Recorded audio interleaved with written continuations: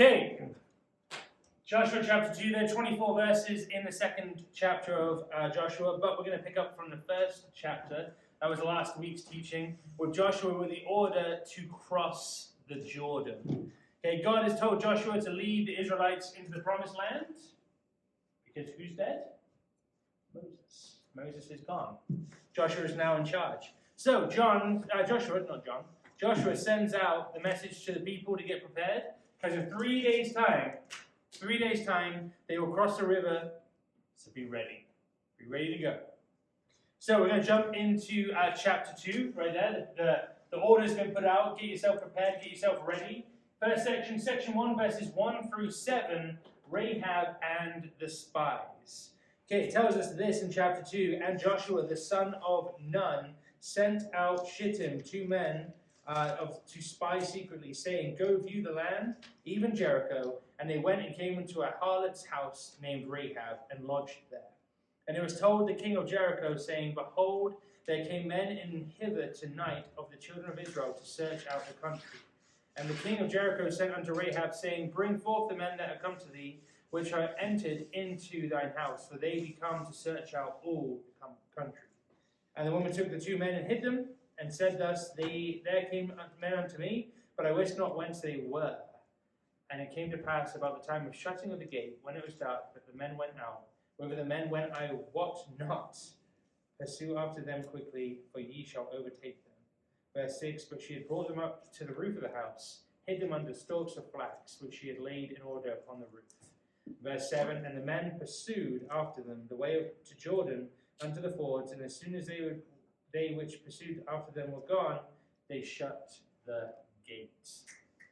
Okay, so Joshua has just told the people of Israel, hey, we're going to go across this river.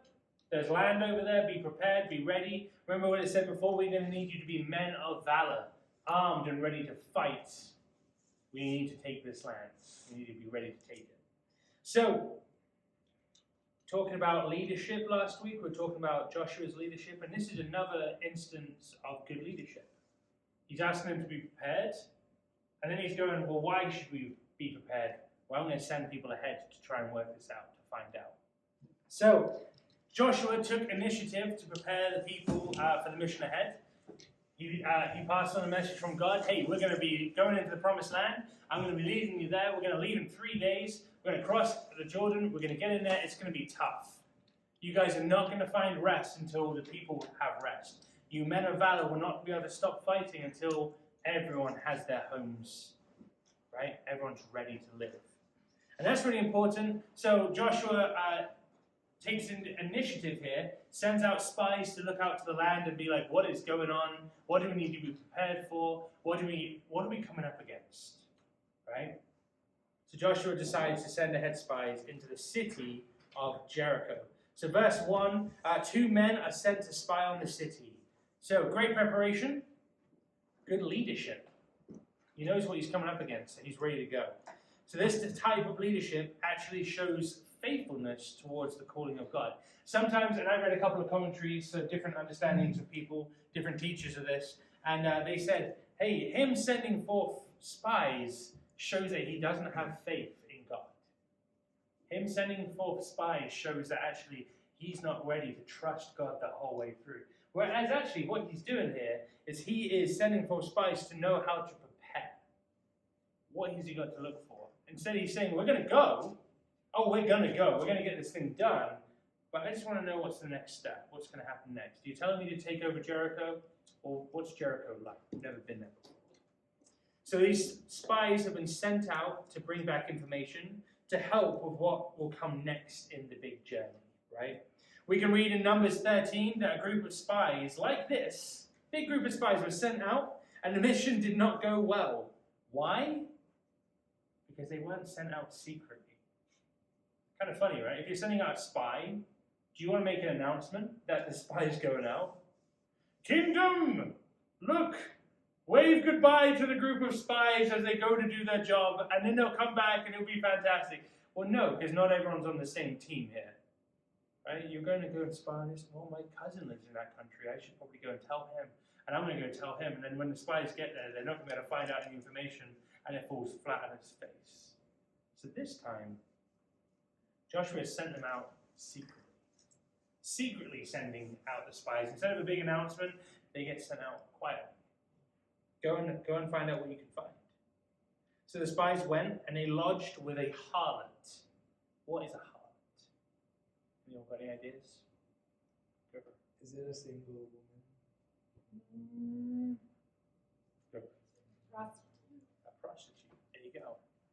So a single lady who does side hustle? Side hustle. Bad side hustle.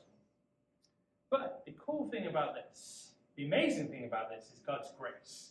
Because a prostitute is being used in the great rescue plan for all of mankind. A prostitute. Someone who we would look on and be like, you're disgusting, or that what you do is wrong. You know, sin, sin, bad, bad. Oh, you can't be used by God. Whereas God's saying, actually, I'm going to use this person to be in the timeline, the genealogy of Jesus Christ, to bring forth salvation to mankind through faith in him. A prostitute. That's amazing. So an awkward place to go, for sure, but a place to hide in a city which has got incredible guards. Jericho was a big place. Jericho was a big city, a mighty city. They had armies, they had guards, people watching all the different places. And this place was one that people probably wouldn't expect people to just walk into too much. There was a place to hide. It just so happened to be this prostitute's house. They go in, but think about this, there would be a lot of information to be had in a place like that. All you'd have to do is just wait. People talk. They would walk in, they'd be talking. I've had such a long day at work. So-and-so had told me to do this. They upped my command. They told me to change my guard post. And all you'd have to do is sit there and listen for this information to happen. Anyone ever do that? You go to a coffee shop and you just sit and you listen to other people's conversations. Yes, it's kind of creepy, but also you learn a lot about people. You learn about what they do. Someone rushes in and, this day couldn't get any worse. So first, blah, blah, blah. And you're like, I just heard your whole day. I didn't even ask you a question. All they had to do is listen. So these spies, they went into a place where actually was quite valuable for information. It's frowned upon in the sense of where they were going to, the house of a harlot, the house of a prostitute. But verse 2, the king is told of these men, the king of Jericho. And basically is saying, hey, these men came in. They came in to find information about us. You better give them up. Let us know where they are. The king demands that Rahab bring the men out so they could be dealt with accordingly. Well, we find out in verse 4 that Rahab took the men and she hid them. In fact, I'm not going to tell you where they are. I'm going to hide them instead. A few things happen here. Rahab hid the men up on her roof. The second thing is she spoke and lied to the king. Girl was a prostitute and a liar. But she is used in the genealogy. She is a place, an important step in the genealogy of Jesus Christ in this great rescue plan that God had put in place for the whole world, and he's using Rahab. It's a fascinating thing again. So why? Why would Rahab lie for these two men? Why would she do it? First thing to think about, tradition. Tradition. Back in those days, when you had a guest in your home, your duty was to protect them. It was to feed them, to look after them, to give them a place of rest, but to protect them. These guys showed up, and Rahab was actually acting appropriately, especially in this culture, to look after them. The men came to me, but I don't know where they went. They were here for sure. She kind of tells them the truth, right? They were here. And then she's like, but now I don't know where they are. And she's like, just don't look on the roof. Right? So she's kind of telling like a half-truth, half-lie here. But the great thing that happens is the Bible doesn't glorify or excuse the lie. The Bible doesn't glorify it and say, Rahab told an amazing lie that brought faith to the whole kingdom. No. But it also doesn't say like, yeah, but Rahab's going to be used in the genealogy of Jesus, so just don't even worry about this lie. It doesn't excuse it, but it doesn't glorify it. What it tells me is, lying's not good. Shouldn't do it. But the problem with this attitude is, to Rahab is a prostitute. She lives in Jericho. Does Rahab know God? Why? Why doesn't she know God? Well, she's a part of a foreign nation and she's a prostitute, so. Being part of a foreign nation, what would that mean? Well, heathenistic. Yeah, there you go, that's it. She would have her own beliefs. That culture would have their own, and that's exactly right, if that's a good job. Because actually, the thing is, she's coming from the same side of like, lying's wrong, but I don't believe in your right and wrong. I believe in they're my guests, and I should protect them. I believe in they came into my house, so I should look after them. I'm in that place of my culture says this, so I'm going to do that.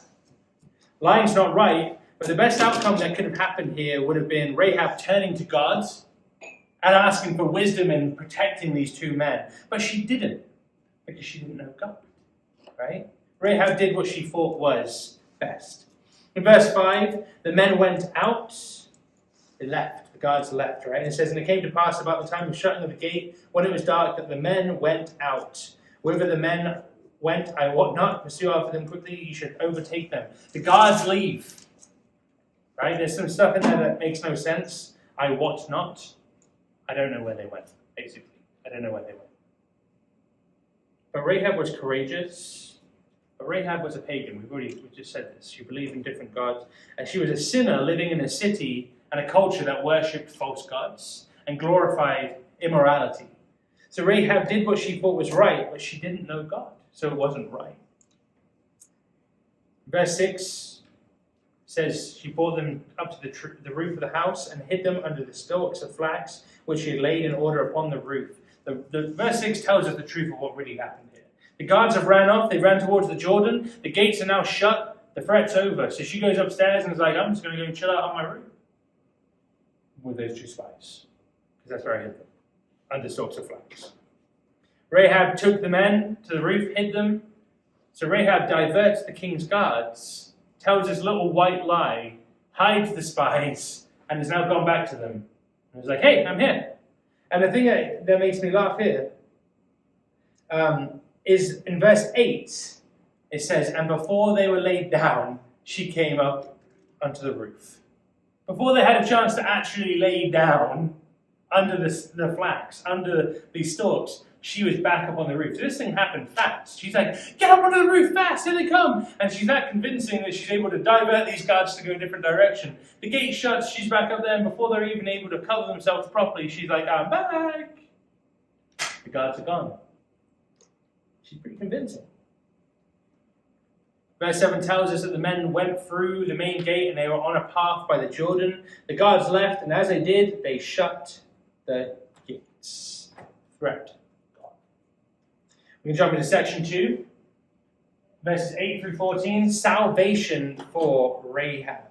Tells us this, and they, before they were laid down, she came up onto the roof, and she said unto the men, I know that the Lord hath given you the land, and that your terror is fallen upon us, and that all the inhabitants of the land faint because of you. For we have heard how the Lord dried up the water of the Red Sea for you, when you came out of Egypt, and what ye did unto the 2 kings of the Amorites, that were on the other side of the Jordan, Sihon and Og, whom ye utterly destroyed. And as soon as we had heard these things, our hearts did melt. Neither did they remain any more courage than any man, because of you. For the Lord your God, he is God in heaven above and in earth beneath. Now therefore I pray you, swear unto me by the Lord, since I have showed you kindness, that you shall also show kindness unto my father's house, and give me a true token. And that ye will save alive my father and my mother and my brethren and my sisters and all that they have, and deliver our lives from death. Verse 14, and the men answered her, our life for yours. If ye utter not this our business, and it shall be, when the Lord hath given us the land, that we will deal kindly and truly with thee. Rahab returns to the roof. She tells the men, God's gone. But she also says, I know the Lord has given you this land. Why? Because you heard about these things happening before. We're going to dive into this situation in a second of promises and prophecies that have come true, that have given her signs to look out for. And that's why she has now a faith in God, because they have actually come true. I know the Lord has given you this land. It's a strange thing for Rahab to say, but God has a plan for Rahab. And in bringing the spies and bringing Rahab together, this is all bringing forth God's plan in mighty ways. But what Rahab is actually saying here is faith. She has faith in Yahweh. She's saying that she believes that God has delivered this land. Believe the Lord has given you this land. Rahab is declaring a faith in a mighty God. Again, the Canaanites worshipped many gods, but Rahab declares belief in the one true God. And then she says, the terror of you has fallen on us. The terror of you has fallen on us. This fear had been prophesied at the crossing of the sea. There's this whole thing of saying, hey, when we heard about the sea drying up, when we heard about you guys crossing, when we heard about the utter destruction, these are all signs that we've been told to watch out for. Exodus 15:16 tells us, fear and dread shall fall upon them. By the greatness of thine arm they shall be as still as a stone.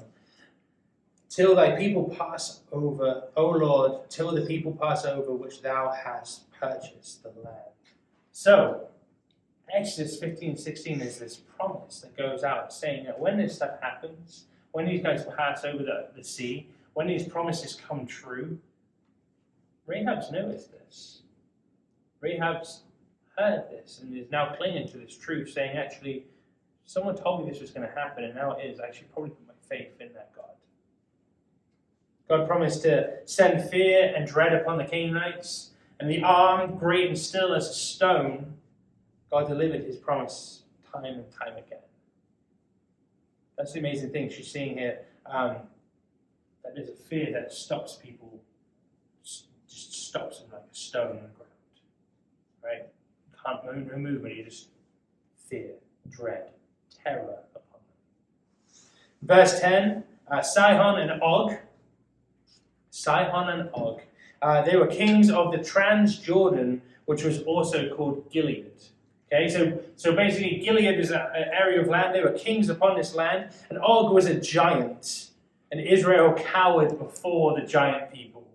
And actually what happened in this, and what resulted here, was 40 years of walking in the wilderness because they cowered. But if you read about this Og, you read that he's like 14 foot high. Like the bed that he slept in was like 14 foot long, 9 foot across or something like that. And it was huge, like all measured in cubits. And it's incredible to think this person was so big. There's a reason why they cowered. The reason why they were scared, because this guy was a monster. But they chose to not put their trust in God and feared instead.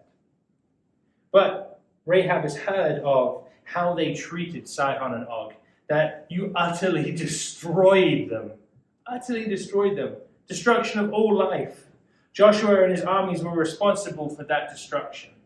Right? Destruction of land, of people, of cattle, of all of it. Complete destruction. Verse 11, Rahab professes the sovereignty of Yahweh. What does it say here?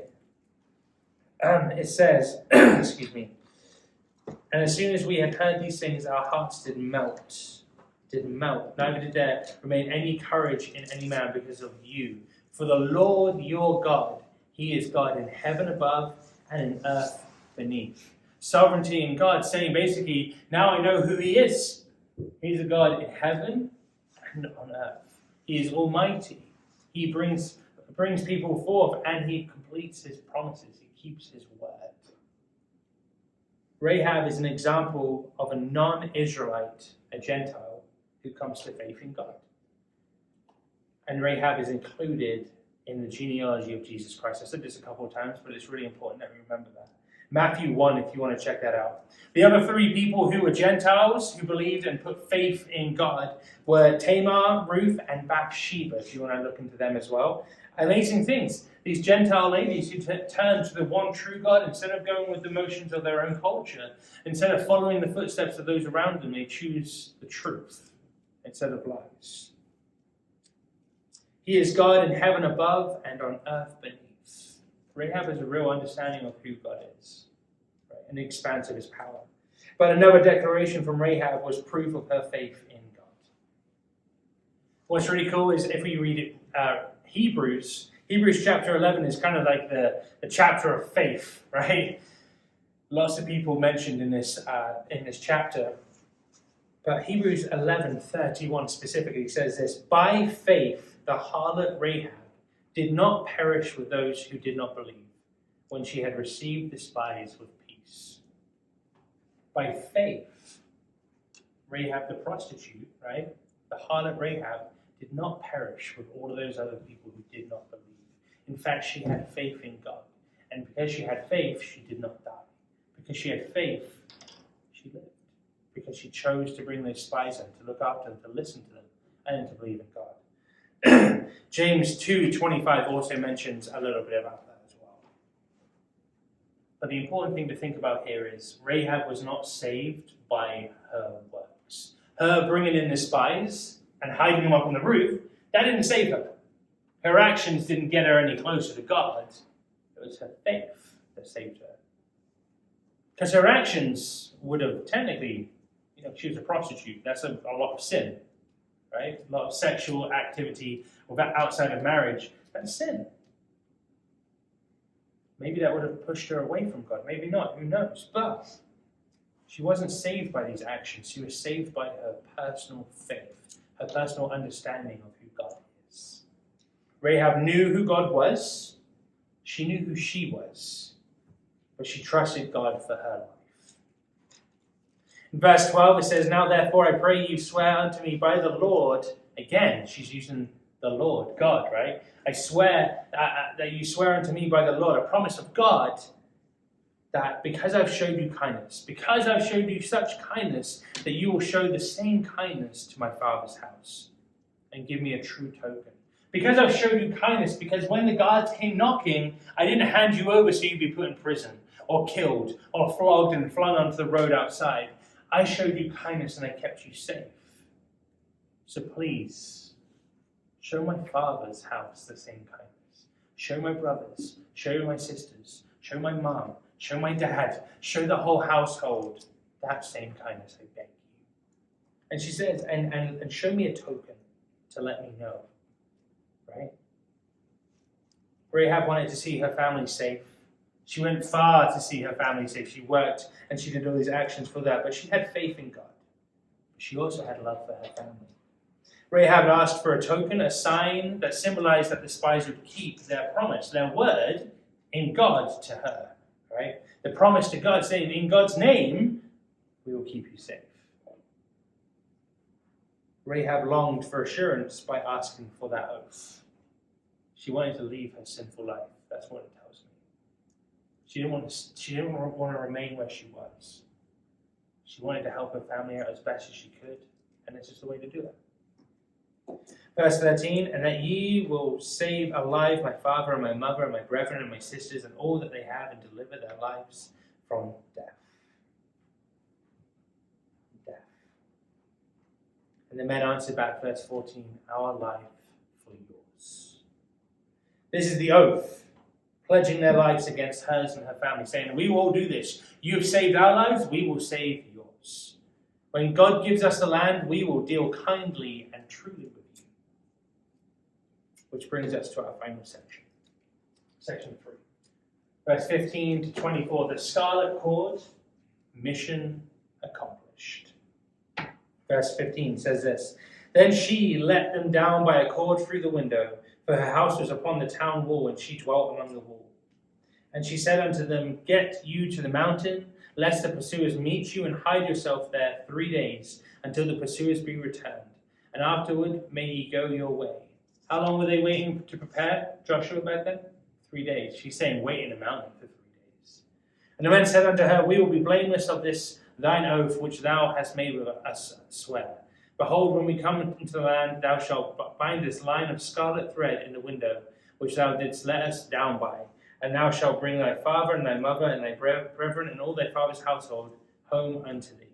And it shall be that whosoever shall go out of the doors of thy house into the street, his blood shall be upon his head, and we will be guiltless. And whosoever shall be with thee in the house, his blood shall be on our head, if any hand be upon him.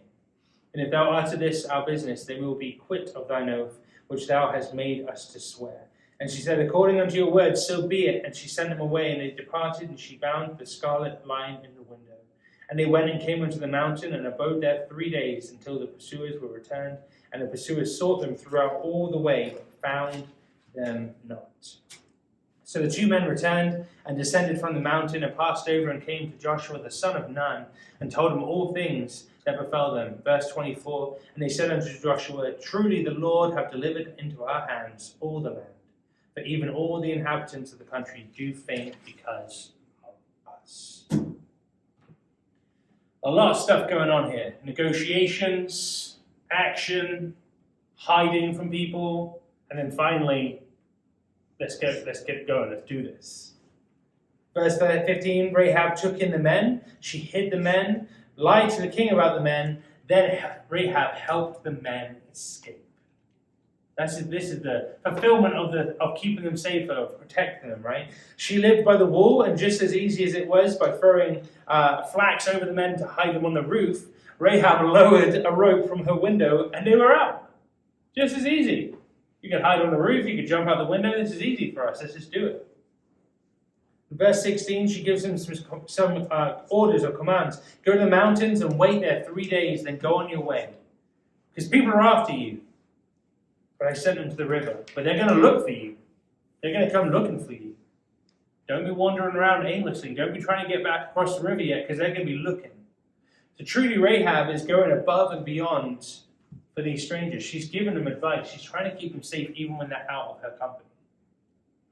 In verse 17, the men tell Rahab that they intend to remain blameless in this oath. We're not going to go back on what's said. But here's the deal. Here's the deal. And here's the orders here now, right? They're saying we don't want to go back on our oath. We don't want anyone's blood on our hands. But it says this, when we come to the land, you bind this rope in your window. It tells us where you're going to live, right? And you bring your father, and you bring your mother, and you bring your brothers and your sisters, and everything that they have, you bring them into this house. But whilst we're invading, if they step outside this door and they get killed, that blood is on them. That's not on us. But if they stay inside the house, anything that happens to them, the blood's on us. That's the deal. That's the thing that they're saying here. Here's the parameters. We're making some lines here. We're making some lines inside. You're not allowed to step outside here whilst we're doing this, and everyone's going to be safe.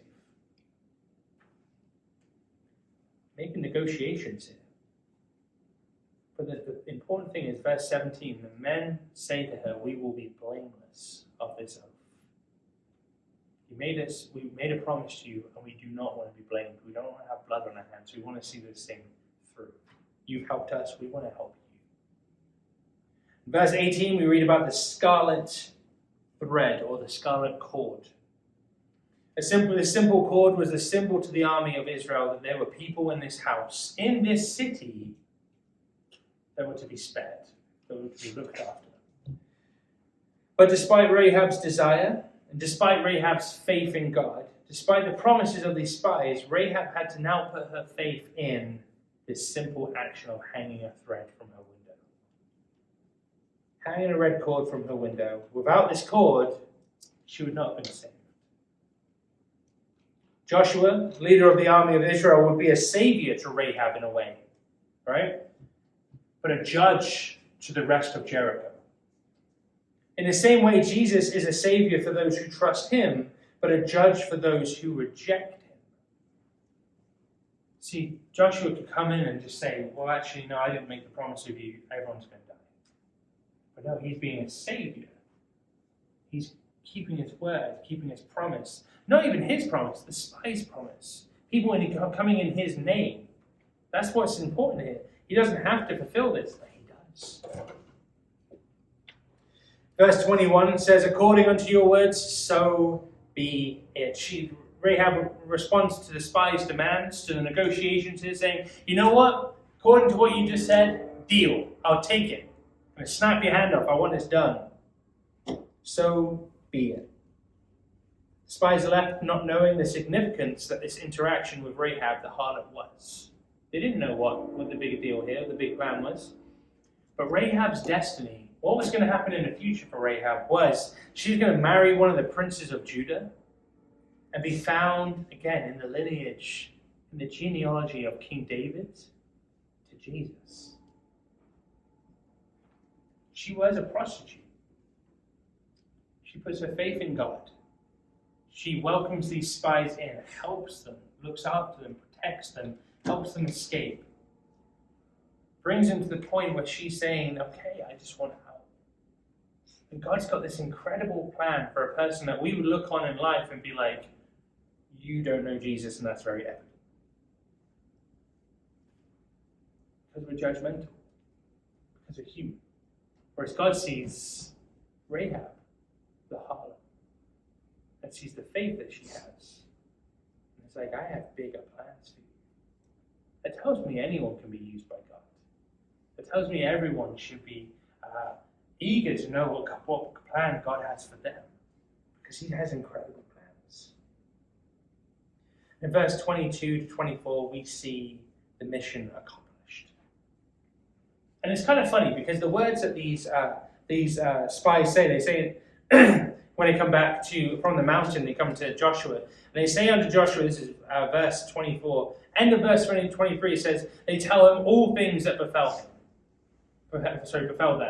So tell them all the stuff that happened. Tell them all about Rahab, the red cord, the guards at the door, laying under flax on a roof, all the stuff that happened, all the information that they heard. And then, verse 24, it says, and they said unto Joshua, truly the Lord hath delivered into our hands all the land, for even all the inhabitants of the country do faint because of us. They don't turn around and say, hey, there's a rope hanging from a window and that's going to get us into this city super easy. You need to climb that rope. They don't come away and say there's a secret tunnel going into it. No. They don't come back with any information about the changing of the guard or anything like that. They have this information of, this place is ours. Because these guys are scared. These guys are trembling because of the promises of God. So the mission didn't particularly help with the military side of things, right? Didn't really help with them understanding the tactical approach to conquering Jericho. But what it did was it brought to light the faith of Rahab. That there were people in the city who believed in the true God. The information they brought back was encouraging to Israel. These guys are trembling in their boots because of us.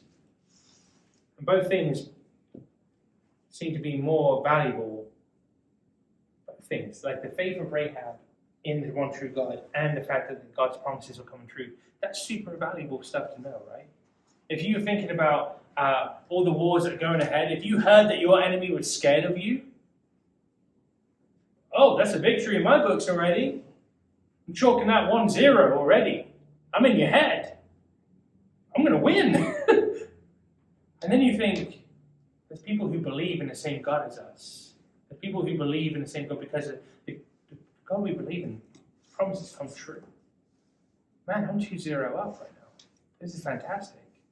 I'm winning before we even start playing. And Israel just heard this news. There are people of faith in the city. God's promises come true, and that's what's got these guys scared. It's valuable. It's more valuable in that sense than them talking military tactics, them talking about changing the guard, them talking about weaknesses in the wall, where to attack, who to pinpoint, what to do. Oh no, we know that God's promises come true, and that's why they're scared. We know that there are people who believe in the same God as us. There's hope in that city. With the action of the spies, we can see just how far God goes to rescue us. We see the love and care that God has for the lost and the seemingly unsavable person. There's something funny about that, because you think we look upon people who are homeless or are prostitutes or drug addicts or anything like that, and we think, you're less of a person than I am. You've chosen these things to define you more than me. And maybe you don't, and that's good, because we shouldn't be judging people. But the way that they read this is that even that person that you think is unsavable, God is willing to send spies into the midst of an enemy city just to seek out and to see that faith. Just to save them. Just to bring them to faith. We see the love and care that God has for the lost. The love and care God has for the unsavable person in our eyes. but completely savable in God's. And that's Rahab. So, that is Joshua chapter 2. I've got 3 final thoughts for you here. And it goes like this. Point 1, even the most unlikely, unsavable person is loved by God. Even the most unlikable person is loved by God. Who is it in your life that needs to know the love of Christ? Who is it that you look at and you go, you're not good enough to know Jesus? I've had people where I've looked at before, I'm like, man, I don't know if you need to know Jesus or not, because you're just too far gone. But I know, reading the Bible, reading about how God cares for every single individual, knowing how God reached out to me, I look at it and I think, man, I was really blind. I missed an opportunity to pass on God's love to someone else. Who is it in your life that you think, actually, you really need to know who Jesus is? You might be the worst person that I know. You might be the lowest of the low, the harlot of the group, or whatever it is.